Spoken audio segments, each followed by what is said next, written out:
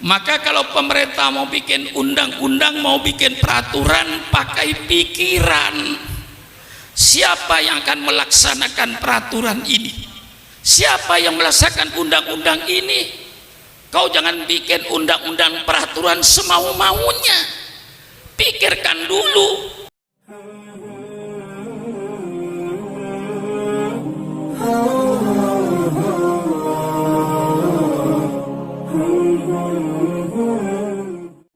Saya katakan pemerintah sadarlah bahwa Indonesia ini bukan negara Islam, tapi kebetulan Indonesia ini 90% rakyatnya beragama Islam. Maka kalau pemerintah mau bikin undang-undang, mau bikin peraturan, pakai pikiran. Siapa yang akan melaksanakan peraturan ini? Siapa yang melaksanakan undang-undang ini?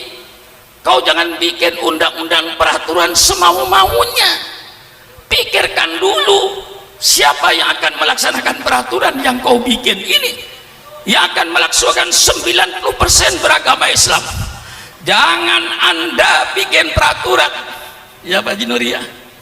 Jangan Anda bikin peraturan pemerintah yang bertentangan dengan Al-Quran dan Sunnah Nabi.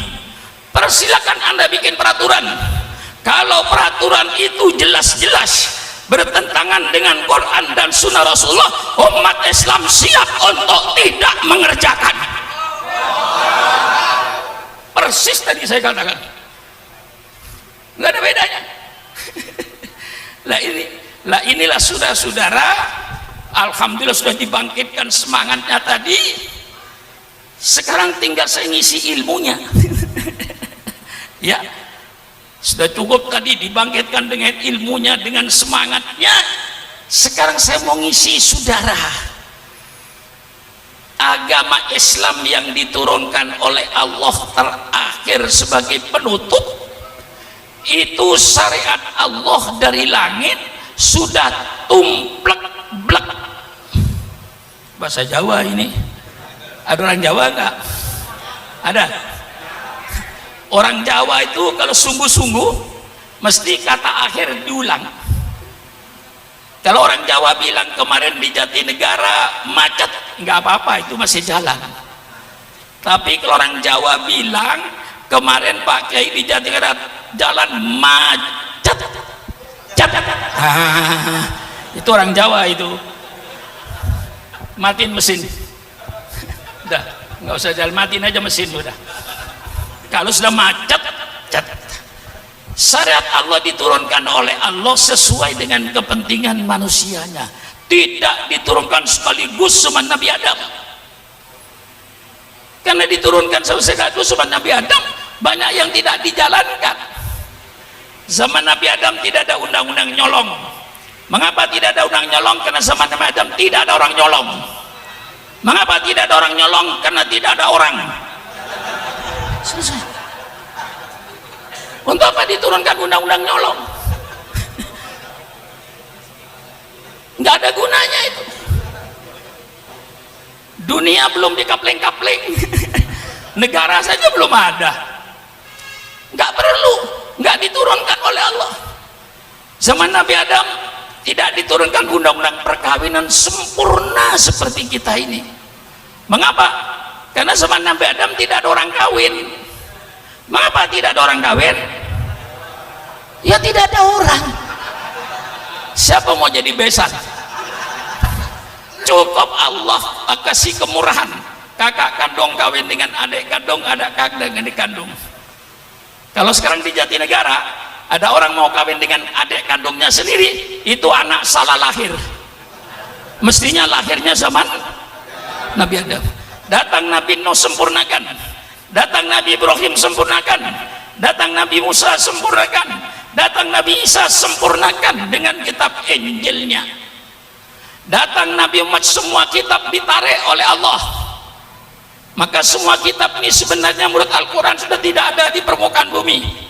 Yang asli menurut Islam, Injil yang asli, yang firman Allah kepada Nabi Isa, bukan perkataan Nabi Isa itu kitab Injil, kitab Taurat itu perkataan firman Allah kepada Nabi Musa dan bukan perkataan Nabi Musa sebagaimana Al-Quran. Al-Quran diturunkan sempurna, semua syarat Allah tumplek blek, tumplek blek, gak ada sisanya lagi sudah. Sehingga Islam diturunkan mengatur segala-galanya.